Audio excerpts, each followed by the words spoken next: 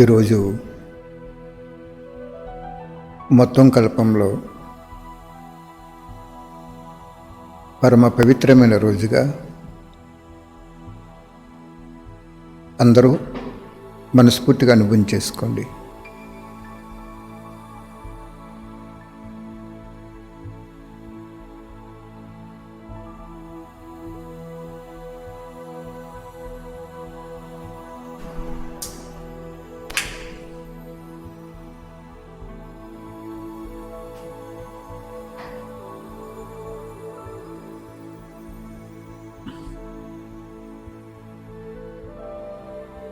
ఈరోజు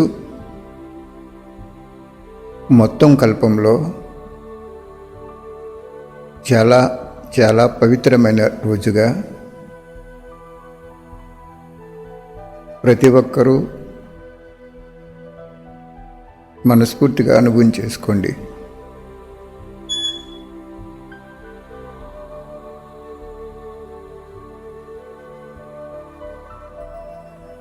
ఎందుకంటే భగవంతుడు అవతరించినటువంటి అతి చిన్న ఆయుస్సు గల యుగము మరియు ప్రాప్తిలో 5000 సంవత్సరాలకి 84 జన్మలకి ప్రాలబ్ధ జీవితం తయారు చేసే పరమ పవిత్ర యుగం కాబట్టి అనుభవం చేసుకోండి.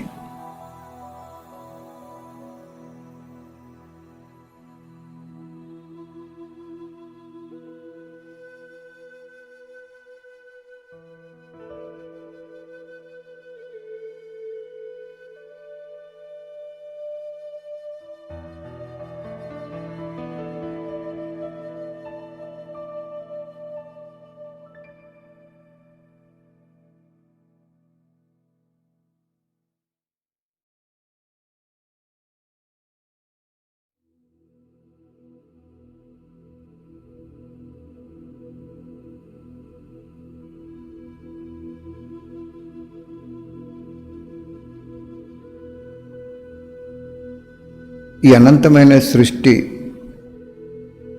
ఒకరి ద్వారానే నడిపింపబడుతుంది.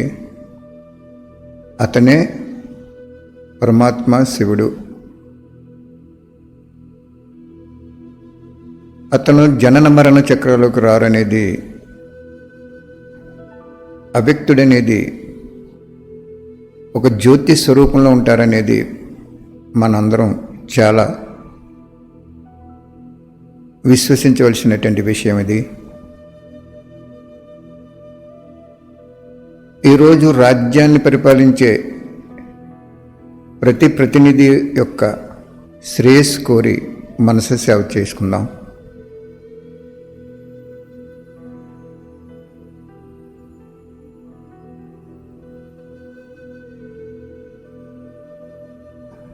సత్యయుగంలో 8 మంది రాజులు అంటే శ్రీకృష్ణుడి యొక్క వంశ పారంపర్యంగా జరుగుతుంది. వీళ్ళెవరు ఎలా నిర్ణయింపబడ్డారు భగవంతుడి చేత అని మనం విచారసాగర మదనం చేసుకుంటే, సంగమయుగంలో వాళ్ళు చేసినటువంటి త్యాగము, తపస్సు అంటే ఏకాగ్రత, శ్రీమతానుసారంగా ధారణా సేవ ఆధారంగా వాళ్ళకి అప్రాలబ్ధ జీవితం లభించింది.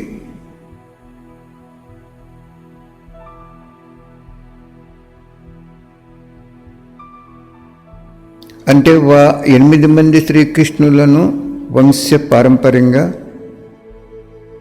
ఎవరు నియమించారు అంటే పరమాత్ముడు, శివ పరమాత్ముడే నియమించారు. ఏ బేసిస్ మీద నియమించారు అని మనం పరిశీలిస్తే, సంగమయుగం యొక్క పురుషార్థి మరియు ప్రాలబ్ధ జీవితం ఆధారంగా నియమింపబడింది.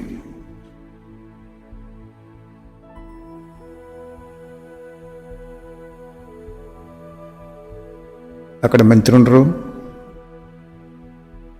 ఒక్కరే ఉంటారు పరిపాలకులు. ఆ తర్వాత తన బిడ్డ పరిపాలిస్తారు. దాన్నే వంశ పారంపర్యం అంటారు. అందుకే భక్తి మార్గంలో కృష్ణ అష్టమి అంటారు. అంటే 8 మంది కృష్ణులు పరిపాలిస్తారు వంశ పారంపర్యంగా. అక్కడ కోర్టు ఉండదు,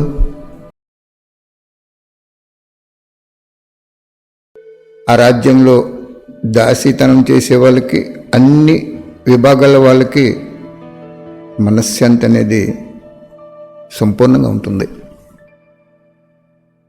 ఆయుష్ అనేది 100 సంవత్సరాలు ప్రతి ఒక్కరికి ఉంటుంది.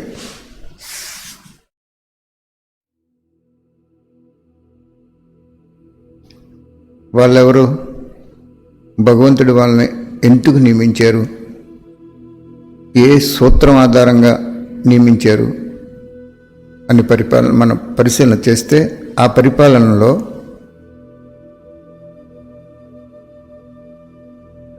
పదహారు కళల నుంచి 2 కళలు తగ్గినప్పుడు వీళ్ళు 12 మంది వచ్చారు రాజ్య పరిపాలనకి. అర్థమైందా? వాళ్ళు నియమించింది ఎవరు? వాళ్ళు నియమింపబడ్డారా?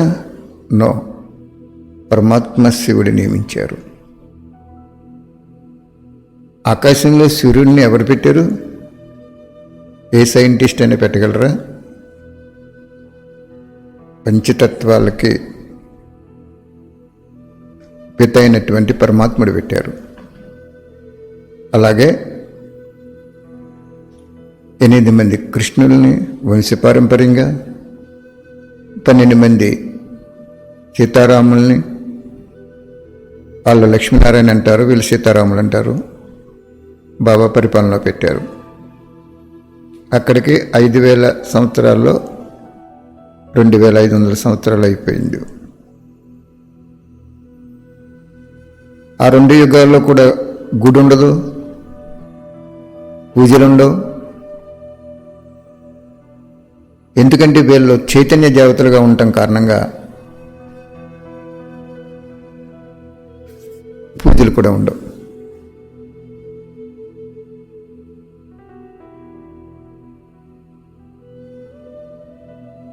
ద్వాపర యుగానికి వచ్చేటప్పటికి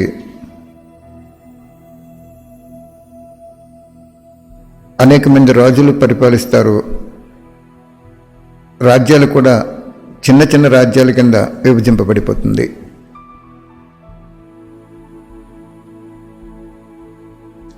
అంటే 2 కింద ధర్మము రాజ్యము వేరైపోతుంది.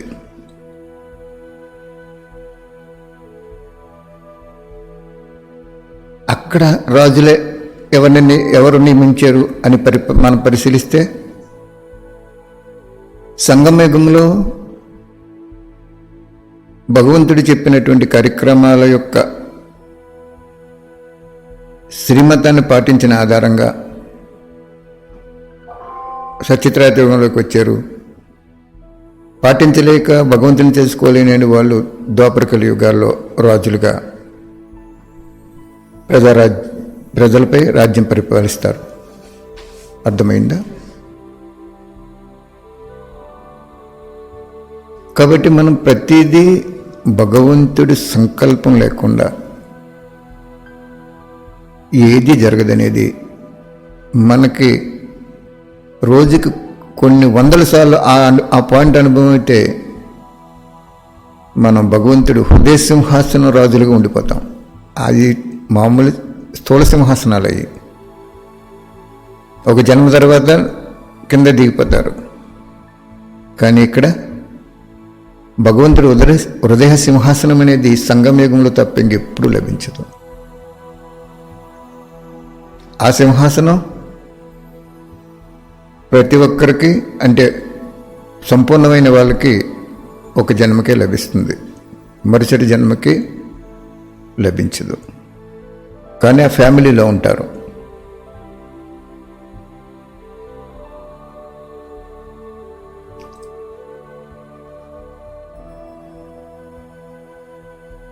చూడండి, భగవంతుడు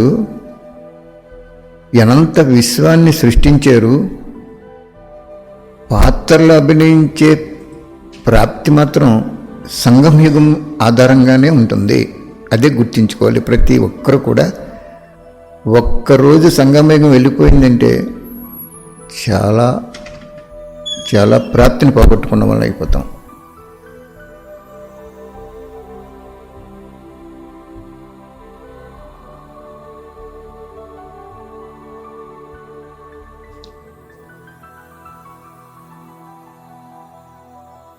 అక్కడి నుండి వికర్మలు ప్రారంభమవుతాయి. ఎందుకంటే భగవంతుడు ప్రతి బిడ్డని ఈ భూ ప్రపంచం మీదకి వచ్చి పాత్ర అభినయించాలి, ఆరోగ్యంగా ఉండాలి, ఆనందంగా ఉండాలి, ఒకరికొకరు ప్రేమించుకోవాలి అనే భావనతో ఆయన మనకి ప్రాప్తిని ప్రలబ్ధ జీవితాన్ని ప్రసాదిస్తారు.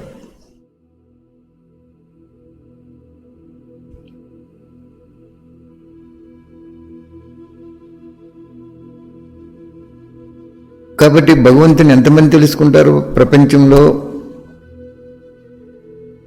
780 కోట్ల జనం ఉన్నారంటారు. అందులో 33 కోట్లే తెలుసుకుంటారని పరమాత్ముడు చెప్పాడు. వాళ్ళే సత్యత్రేతయుగంలోకి వస్తారు. కాబట్టి ద్వాపర కలియుగంలోకి వచ్చే ప్రజాప్రతినిధులు, రాజులు, వీళ్ళను కూడా భగవంతుడే నియమిస్తాడు. వాళ్ళు సంగమయుగంలో అంతిమ సమయంలో వాళ్ళు చేసుకున్నటువంటి సమాజ సేవ, ధర్మ ప్రవర్తన, నీతి యొక్క రీతి, దయాహృదయము, పరిపాలన దక్షత, దీక్ష ఉన్నవాళ్ళు ఎవరో, భగవంతుని ఆరాధించే వాళ్ళు ఎవరో వాళ్ళకే ఆ పదవి ప్రాప్తిస్తుందనేది మనం పూర్తిగా విశ్వసించవలసిన విషయం.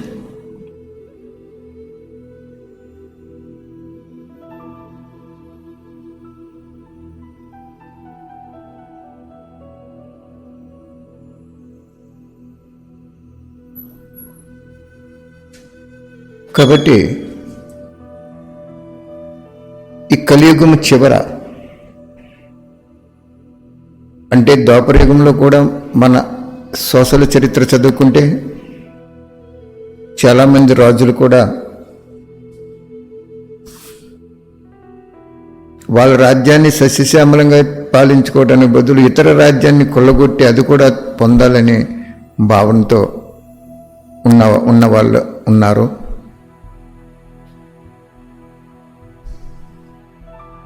కానీ వాళ్ళకి ఏదో ఒక విధి ద్వారా రాజ్యభాగ్యం లభించింది, కానీ పాలనలో సత్యత ఉండదు. రాజ్యపాలన యోగం లభించింది, కానీ ధర్మపాలన యోగం లభించలేదు వాళ్ళకి.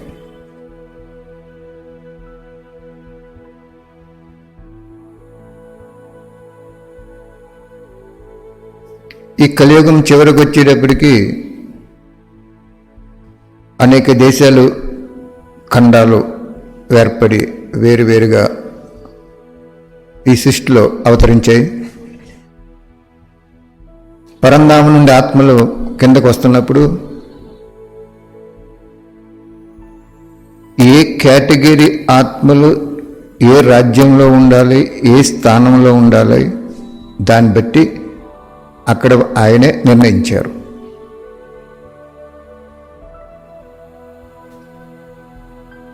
చూడండి, క్రూర మృగాలు మానవుడు సంచరించే చోట ఉంటే మానవుని తినేస్తాయి, లేదా మానవుడు అట్లని కాల్చేస్తాడు తుపాకీతో.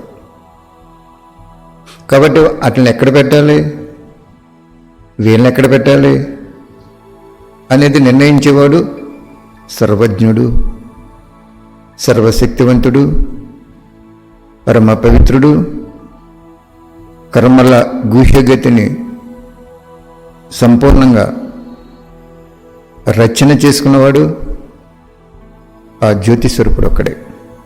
ఒక్కసారి మనసారా ఆయన అనుభవం చేసుకోండి. ఆయన నిర్ణయము ఆత్మ యొక్క ప్రాలబ్ధాన్ని బట్టి నిర్ణయింపబడుతుంది.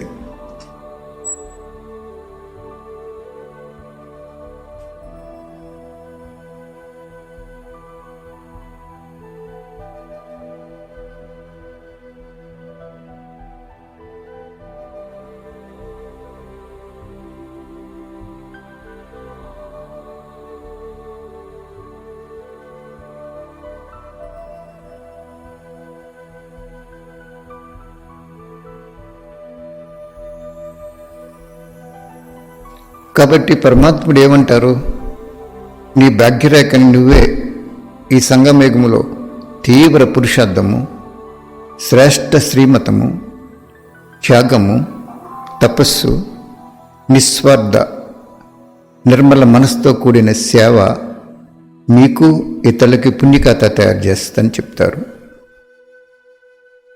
మనల్ని ఆధారమూర్తి, ఉద్ధారమూర్తి, పూర్వీకులని కూడా చెప్తారు బాబా.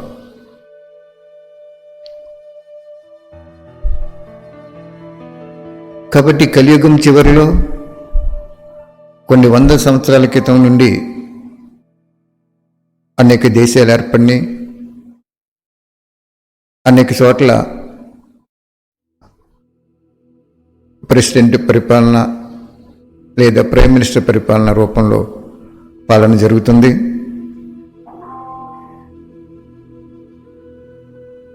కానీ రజోలోకి వచ్చేసిన కారణంగా వాళ్ళకి ఎంతో కొంత ప్రజలపై రాజ్యం పాలించే రాజయోగం ఉన్న కారణంగా వాళ్ళ పాత్ర అభినయిస్తున్నారు. కానీ ధర్మం అనేది పూర్తిగా లేని కారణంగా ఆ రాజ్యంలో పాపం కూడా పెరిగిపోతుంది. ఆ పాపం పూర్తిగా పెరిగినప్పుడు భగవంతుడు అవతరిస్తాడు.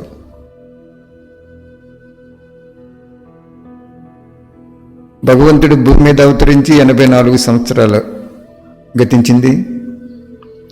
అంటే 84 సంవత్సరాల క్రితం వరకు 4 యుగాలు పూర్తవిని, పాపం కూడా పరమాత్మ వస్తేనే కానీ ప్రక్షాళన అవ్వలేని స్థితిలోకి వెళ్ళిపోయింది అనేది స్పష్టంగా తెలుస్తుంది.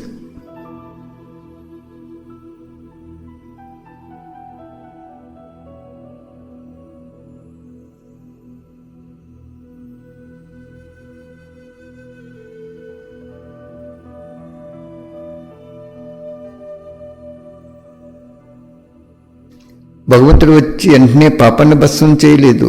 పాప పరిహారం చేసుకునే విద్యని నేర్పాడు, జ్ఞానాన్ని నేర్పారు.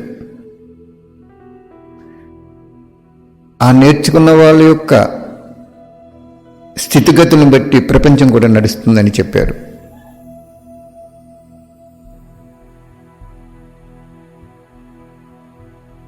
కాబట్టి జ్ఞానం తెలుసుకున్న మనం బాబా ఈ రాజ్య పరిపాలన చేస్తున్నటువంటి రాజయోగం గల ఆత్మల్లో ధర్మం చాలా తక్కువగా నడుస్తుంది. కాబట్టి మా పుణ్యఖాతాలో కొన్ని బిందువులు వాళ్ళకి ఇచ్చి ఆ ధర్మాన్ని ధర్మంగా మార్చి వాళ్ళకు కూడా ఏ యుగంలో ఎక్కడ సుఖశాంతులనే వరదానాన్ని ప్రసాదించి బాబా అని సంకల్పం చేసుకోండి.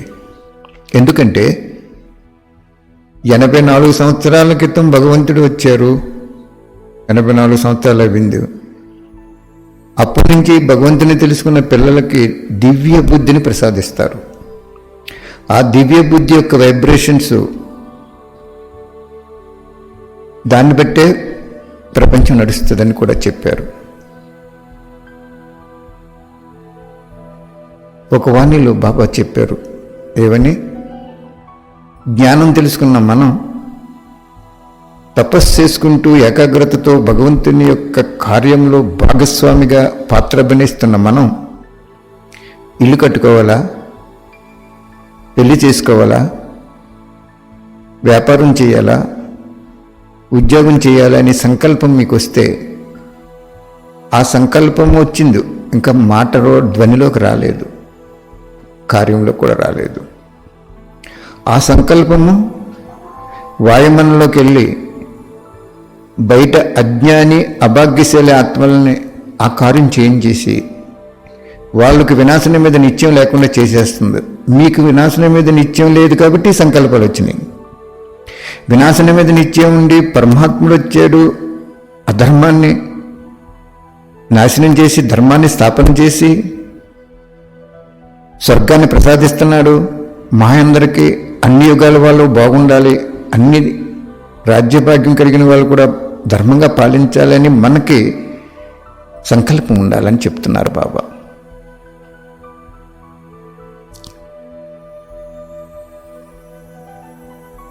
అర్థమైందా? ఆ వాణిలో పాయింట్, మనకి ఏ సంకల్పం అయితే వచ్చిందో ఆ సంకల్పము వాయుమండలంలో సూక్ష్మ రూపంలో తరంగాల రూపంలో వెళ్ళిపోయి అనేక ఆత్మలకి టచ్ అవి ఆ కార్యం వాళ్ళు చేసేస్తారు. అంటే వాళ్ళని శాపగ్రస్తులుగా, వైరాగ్యవృత్తి లేని వాళ్ళుగా, అల్పకాలిక రసాలకి వశమైపోయేలాగా, అధర్మంగా నడుచుకోవడానికి పాత్రధారులు ఎవరేమేమంటే 84 సంవత్సరాల నుంచి జ్ఞానంలో ఉన్న మనమేం. అర్థమైందా? యదా రాజా తదా ప్రజ.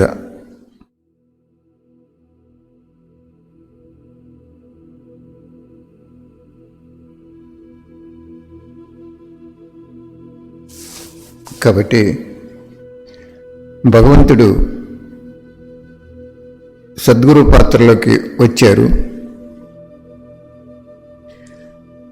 లౌకిక ఆత్మలకి అలౌకిక ఆత్మలకి కూడా అధర్మం చేస్తే వెంటనే శిక్ష పడేలాగా, ధర్మం చేస్తే వెంటనే ఫలప్రాప్తి వచ్చేలాగా పాత్ర అభినయిస్తున్నారు. ఇప్పుడు గమనించుకోండి.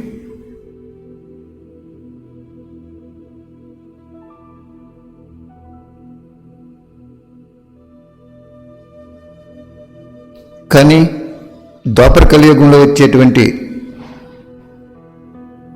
రాజ్యభాగ్యాన్ని పొందేటువంటి వాళ్ళు చాలా మారిపోయారు. ఇప్పటి వరకు రాజ్యంలో అలజడి, అధర్మము, నీతి తక్కువగా రాజ్యం, అన్ని రాజ్యాలు నడిచినాయి. సంపూర్ణ నీతి లేదు, ధర్మం లేదు. కానీ వాళ్ళు ఏదో పుణ్యం చేసుకున్నారు. ఆ పుణ్యం కారణంగా ఆ దేశానికి లేదా ఆ రాష్ట్రానికి లేదా ఆ జిల్లాకి ఏదో ఒక అధికారంలో పాత్ర అభినయిస్తున్నారు. వాళ్ళ పుణ్యాత్ములే. రాజ్య పదవిలో కూర్చోడానికి పుణ్యాత్ములు, కానీ రాజ్య పాలన చేయటంలో విఫలమయ్యారు.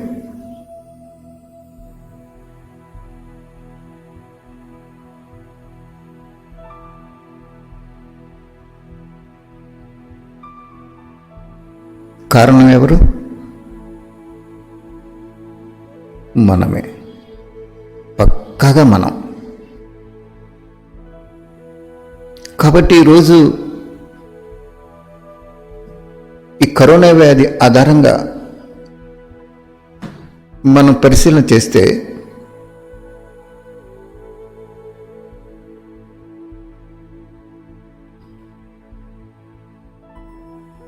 రాజ్యాన్ని పరిపాలిస్తున్న, రాజకీయ పాత్ర అభినయిస్తున్న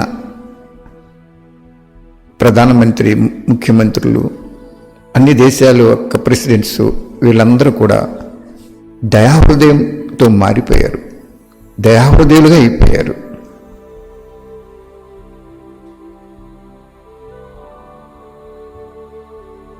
ఆరోగ్యం ఉండాలని, ఆ ప్రజలంతా ఆనందంగా ఉండాలి, ధనం ఉంటే మళ్ళీ సంపాదించుకోవచ్చని వాళ్ళకి మంచి అభిప్రాయం ఏర్పడిపోయింది.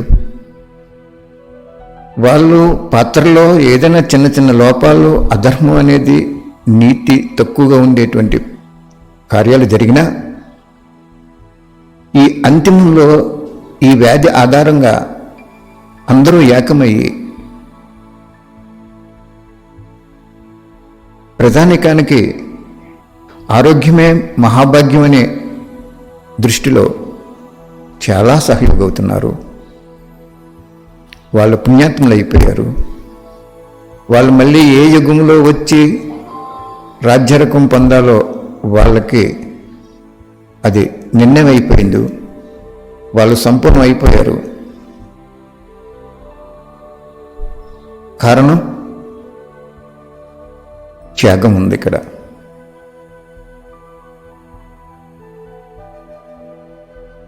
ఆర్థికంగా ప్రతి దేశం చాలా నష్టపోయింది.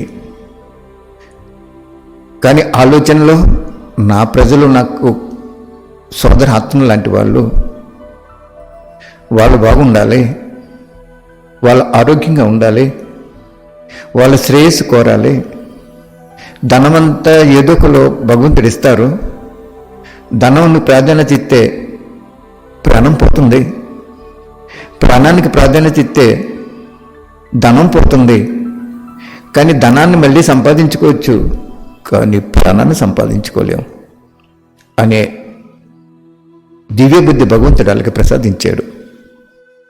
మనల్ని పక్కన పెట్టారు. మన శక్తి సరిపోవట్లేదు. ఆయనే ప్రసాదించి ఒకే ఒక సంకల్పంలో లాక్డౌన్ చేయించారు. అంటే లాక్డౌన్ వలన ఎంతమంది పుణ్యాత్ములు అయిపోయారు అంటే అది విశ్లేషణకు అందదు. భగవంతుడు ఒక్క ఆ సంకల్పము మన విశ్లేషణకు అందదు.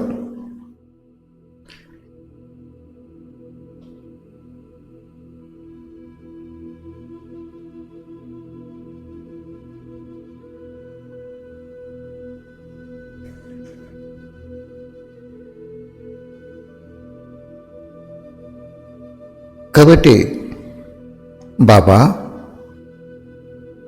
ద్వాపర కలియుగంలో, ద్వాపరయుగం మొదటి నుంచి కలియుగం చివరి వరకు వచ్చేటువంటి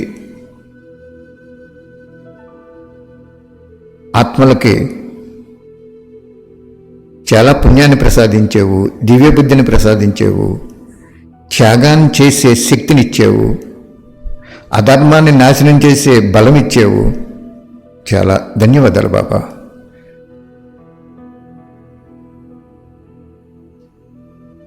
కాబట్టి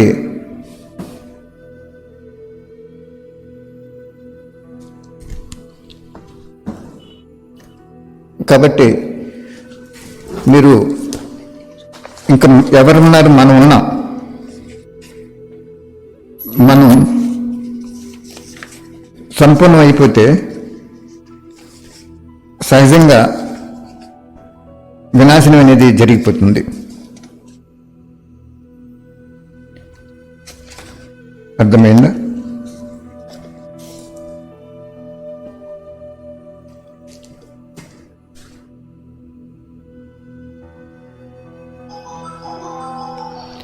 అంటే ఇంతవరకు మనం వాళ్ళని ఒక సత్యమైన మార్గంలో వైబ్రేట్ చేసి సంకల్ప శక్తి చేత పరివర్తన చేస్తామని ఆశించిన ఆ తండ్రి మనం సంపూర్ణంగా సఫలత పొందలేదు. కాబట్టి ఆయనే కంట్రోల్ పవర్ ఆయన తీసేసుకున్నారు. అర్థమైందా? లేకపోతే ఒక సూక్ష్మ క్రిమి ఆధారంగా వచ్చే వ్యాధికి దేశాల్లో అందరూ కూడా ప్రధానమంత్రి గారి లగాయతూ కార్మికుడిగా పనిచేసేటువంటి వారు కూడా భయభ్రాంతులతో అందరూ బాగుండాలి అనే ఏకవచన భావనతో వాళ్ళు త్యాగము, ఆర్థికంగా ధనం కూడా ఇచ్చి సమయాన్ని కేటాయించి శరీరాన్ని ఈ కార్యంలో ఉపయోగించినందుకు అందరూ పుణ్యాత్ములే వేరని బాబా చేసుకున్నాడు. ప్రపంచంలో ఎక్కడా ఒక్క వ్యక్తి ఇన్ని కట్టుదిట్టాలు చేయలేరు కదా. ఏ విభాగము వైద్యశాలలో ఈ వ్యాధికి సరెండర్ అయిపోయినాయి. అన్ని విద్యాలయాలు మూతపడిపోయినాయి,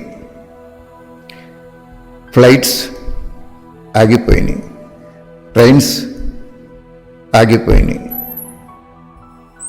బస్సెస్ ఆగిపోయినాయి. అన్నీ మొత్తం భగవంతుడు ఒకే ఒక సంకల్పంలో అందరినీ ఏకం చేసి ఈ కరోనా వ్యాధిలో మీరు సహయోగం చేయండి, పుణ్యాత్ములైపోతారు, ఏదో విధి ద్వారా కొంతమంది చనిపోతారు అని వాళ్ళకి అనుభవం చేయించేసాడు భగవంతుడు. అర్థమైందా? భగవంతుడి యొక్క శక్తి ఎంత గొప్పదో. అందుకే భక్తి మార్గంలో శివుడు ఆజ్ఞ లేనిదే చీమైనా కొట్టుదంటారు. చీమ ఎంత ఉంటుంది? చాలా చిన్న జంతువు అది. ఒక జీవరాశిలో చాలా చిన్నది. అది కరిస్తే ఏమవ్వదు కదా, కొంచెం చిముక్కుమంటుంది అంతే. అటువంటిది కూడా కరవదని శివుడు ఆజ్ఞ లేనిదే అని మనకి భక్తి మార్గంలో ప్రశంస ఉందంటే అది ఈ సమయంలో జరిగిందే. అది అలాగా భక్తిలో రాస్తారు. కాబట్టి బాబా ద్వాపర కలియుగం వచ్చే పాత్రధారులందరూ, ప్రజలు, రాజులు అందరూ సంపూర్ణమయ్యారా తండ్రి? మీ కంట్రోల్లో పెట్టుకున్నారా ఈ భూమండలాన్ని? మీ కంట్రోల్లో వచ్చింది కాబట్టి, మీ సంకల్పం శ్రేష్టం కాబట్టి ఒక్క 40 రోజుల్లోనే పావనం అయిపోయారు. వీళ్ళు ఎంట్రన్స్లోనే త్యాగం చేసేసారు. చాలా సంతోషం బాబా. ఇంకెవరు మిగిలి ఉన్నారు? సత్యత్రయోదయంలో వచ్చే జ్ఞాని యోగి ఆత్మలు మిగిలి ఉన్నారు. వాళ్ళు సంపూర్ణం అవ్వారా? నో. సంపూర్ణం అయితే వినాశనం అయిపోతుంది. ఆధారమూర్తులు, ఉద్ధారమూర్తులు సంపూర్ణం అయితే పాత ప్రపంచం ఉండదు. కాబట్టి బాబా చాలా దయాహృదయుడు, కళ్యాణకారి భావన కలిగినవాడు. ప్రతి ఒక్క ఆత్మ తన బిడ్డగా, తన బిడ్డ ఈ భూమి మీద ఏ యుగంలో వచ్చినా కానీ ఆనందంతో, ఆరోగ్యంతో, ఐశ్వర్యంతో, ఆప్యాయతతో, అనురాగంతో సమాజంలో పాత్ర అభినయించాలని కోరుకునే మహనీయుడైన. మరి అన్ని లక్షణాలు మనకున్నాయా? కాబట్టి కొద్ది సమయం మనకిచ్చారు, వాళ్ళ సంపూర్ణం అయ్యారు. ఎప్పుడు షూటింగ్ అనేది కింద నుంచి పైకి వస్తుంది కానీ పైనుంచి కిందకి రాదు. కాబట్టి ఈ శేష జీవితం మనం తనువుతో, సమయంతో, సాధనాలతో, సంపత్తితో బాబాని ప్రత్యక్షం చేయాలి. అప్పుడే భగవంతుడు హృదయ సింహాసనంలో ఉంటాం. ఆ సింహాసనాలు గొప్పవి కావు. సత్యయుగంలో శ్రీకృష్ణుడు అధిరోహించే ఆ సింహాసనం కూడా భగవంతుడు హృదయ సింహాసనం ముందు శక్తి లేనిదిగా అయిపోతుంది. ఈ హృదయ సింహాసనమే అన్ని సింహాసనాలకి అధికారిగా చేస్తుంది. బాబా హృదయ సింహాసనంలో ఉండాలి అంటే ఒకటే ఒక లాస్ట్ అండ్ ఫైనల్ సూత్రం ఏంటంటే సత్యంగా ఉండు. సంకల్పంలో సత్యత, వాక్కులో సత్యత, సత్యం, ఆలోచన, దృష్టి, సంబంధ సంపర్కాలు అన్నట్లో సత్యంగా ఉండటమే భగవంతుడి హృదయ సింహాసనంలో ఉండటం. భగవంతుడి హృదయ సింహాసనం ఎటువంటిది? అతీంద్ర సుఖాన్ని ఇచ్చేది. భగవంతుడి హృదయ సింహాసనం ఎటువంటిది? అనేక జన్మలకి స్వరాజ్యాన్ని ఇచ్చే భాగ్యాన్ని ఇచ్చేది. ఆ సమయం ఎంత సమయం ఉంటుంది? చాలా చిన్న ఆయుస్సు. రెండంకెల సంఖ్యలోనే ఉంటుంది. కానీ భాగ్యము 4 అంకెల సంఖ్యలో ఉంటుంది. కాబట్టి బాబా కలియుగము చివరి నుంచి వచ్చే రాజ్యభాగ్య అధికారి ఆత్మలకి, వాళ్ళు పాలింపబడే ప్రజలకి భాగ్యం ప్రసాదించేశారు. ఇంకా మనకు కొద్దిగా సమయం ఇచ్చి ఆ భాగ్యాన్ని తయారు చేసుకోమంటున్నారు. కాబట్టి మీరు భగవంతుడు హృదయ సింహాసనంలో ఉండే ఈ సంగమయుగ రాజ్యాన్ని అనుభవించేసుకోండి. దానికి పెట్టుబడి ఏంటంటే దృష్టిలో పవిత్రత. ఎవరిని చూసినా ఆత్మ భగవంతుడి సంతానం. స్త్రీ కాదు, పురుషుడు కాదు, అజ్ఞాని కాదు, జ్ఞాని కాదు, ఒక ఆత్మ, భగవంతుడి సంతానం ఆత్మ అనే దృష్టిలో మనం అలవాటు చేసుకోవాలి. వాళ్ళ పోస్ట్ పొజిషన్ కానీ, వాళ్ళ శరీర ఆకృతి కానీ, వాళ్ళ సిరి సంపదలు కానీ, వాళ్ళ విశేషతలు కానీ మనకు అనుభవం అవ్వకూడదు. భగవంతుడు ఒక్కడే అనుభవం అవ్వాలి. వాళ్ళు భగవంతుని చూడాలి. అప్పుడు మీలో భగవంతుని బయట వాళ్ళు చూస్తారు. సంకల్పం ఎలా ఉండాలి? బాబా, 4 యుగాలలో వచ్చే ప్రతి ఒక్క ఆత్మ సర్వసుఖాల ప్రాప్తిని అనుభవించాలి బాబా. ఒకవేళ వాళ్ళకి పుణ్యం లేకపోతే మా పుణ్యాన్ని వాళ్ళకి ఇవ్వండి బాబా అని సంకల్పం చేసుకోవాలి. ఈరోజు చూడండి, కొన్ని కోట్లు డొనేషన్స్ వచ్చినాయి. సినీ యాక్టర్స్ అవనివ్వండి, ఎవరవనివ్వండి,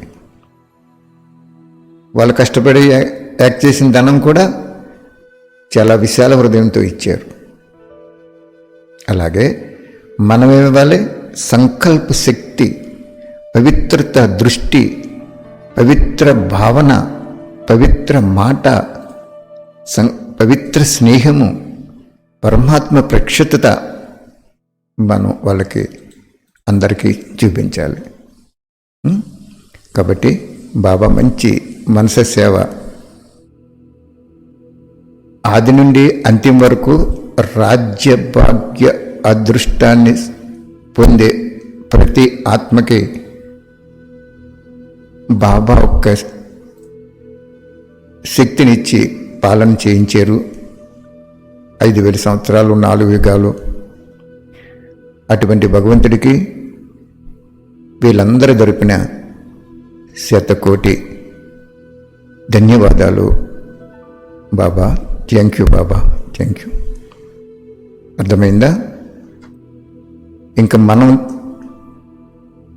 భగవంతుడు హృదయ సింహాసన అధికారిగా అవే మీ తనువును ఉపయోగించుకోండి. ఏం చేసుకుంటారు ఈ తనువు? ఎన్నాళ్ళు ఉంటుంది ఈ తనువు? సంకల్పంలో ఎప్పుడు కూడా వికల్పం కానీ, భయం కానీ ఏమీ రానివ్వకండి. భగవంతుడు ఉన్నాడు, మనకి అందరికీ ఉన్నాడు, మనకి స్పెషల్గా ఉన్నాడు. ఎన్ని సంవత్సరాలు తెలుసుకున్నాం మనం జ్ఞానం? వాళ్ళు ఇప్పుడు తెలుసుకున్నారు. వాళ్ళకి ఇప్పుడు అవ్యక్తంగా ఇచ్చారు మహానుభావుడు. ఎంత ప్రాప్తిని పొందారంటే వాళ్ళు సంపన్నం అయిపోయారు. కాబట్టి మీ సాధనాలుంటే సేవలో ఉపయోగించుకోండి. మీ ధనం ఉంటే ఇతరాత్మకి ఒక పుస్తక రూపంలో సందేశాన్ని ఇవ్వండి. ఇంటింటికి వెళ్ళి మీరు సందేశం చెప్పలేరు కదా. ఆ పుస్తకం ఇచ్చేమనుకోండి, మొత్తం ప్రపంచంలో అన్ని రకాల భాషల్లో ఒక పుస్తకం భగవంతుడు వచ్చాడమ్మా, నీ ఆత్మకి తండ్రి వచ్చాడు, నీ ఆత్మకే, అందరాత్మకే. ఆ ఒక్క చిన్న సూత్రం ఆయన్ని ప్రత్యక్షం చేసేస్తుంది. కాబట్టి ధనం సేవ కోసం ఉపయోగించుకోండి. సంకల్పం అతీంద్ర సుఖం కోసం, ఈశ్వరుడు హృదయ సింహాసనం ఉండటానికి సంకల్పాన్ని మలుచుకోండి. దృష్టిని దయా హృదయంతో, కళ్యాణకారి భావనతో, ప్రతి ఆత్మ సర్వ సుఖాలు నీ నుంచే పొందాలి బాబా, నీ నుంచే పొందాలి బాబా, మేము పొందింది వాళ్ళు పొందాలి బాబా అని సంకల్పాన్ని పవిత్రం చేసుకోండి.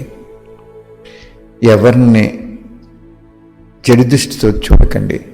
వాళ్ళు కఠినమైన ఆత్మలైనా, సమాజానికి ద్రోహం చేసే వాళ్ళైనా, స్వార్థంగా ఉన్నా, ఏదైనా సరే మీ దృష్టి మాత్రం అలా చూడకూడదు. భగవంతుడు మరి ఎలా చేశాడు అందరినీ? రాజ్యభాగ్యం ఉన్న వాళ్ళని రాజ్యభాగ్యంలో కూర్చోబెట్టారు. ఆ రాజ్యభాగ్యంలో ధర్మం తక్కువ ఉంది, నీతి తక్కువ ఉందని తెలుసుండి కూడా ఆ భాగ్యాన్ని డ్రామానుసారంగా వాళ్ళకి ఉన్న వాళ్ళని కూర్చోబెట్టాడు. మళ్ళీ వాళ్ళకి సంపూర్ణం ఇచ్చాడు. కాబట్టి ఫాలో బ్రహ్మబాబా తనువు మనసు ధనం ఎలా ఉపయోగించారో అలా చేసుకోండి. స్మృతి మాత్రం బాబాని చేసుకోండి. ఎందుకంటే భగవంతుడు సద్గురు రూపంలోకి వచ్చేసారు. సద్గురు రూపంలోకి వచ్చినప్పుడు సమాప్తి అయిపోతుంది పాత ప్రపంచం. ఓం శాంతి.